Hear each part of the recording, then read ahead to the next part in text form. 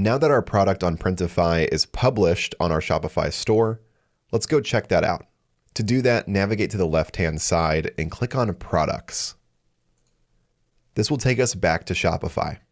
As you can see on Shopify, our golden hour tea has populated from Printify.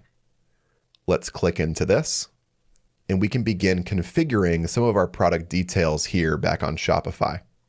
Our title, I'll keep it as golden hour tea. And for our description, we'll utilize ChatGPT to create a fun, professional, and friendly description that'll make our customers excited to buy our product. Now we're here on ChatGPT, and we'll give ChatGPT a very simple prompt. So I told ChatGPT that I'm running an online store selling golden retriever t-shirts, and I gave ChatGPT the name of the product. All this information will help create a nice, friendly product description that'll again build trust within our customers.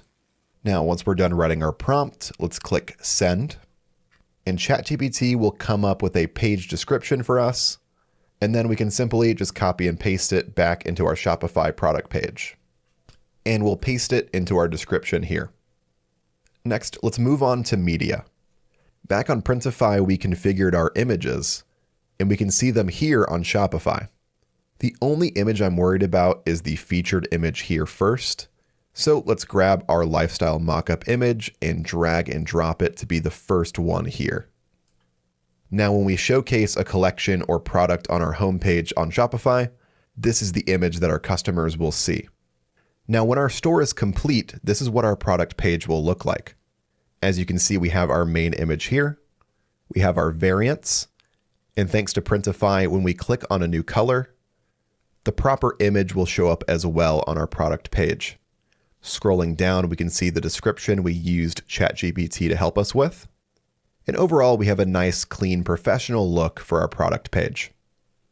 For our category, we'll click on T-shirts and clothing tops. Then we'll scroll down to our variants section.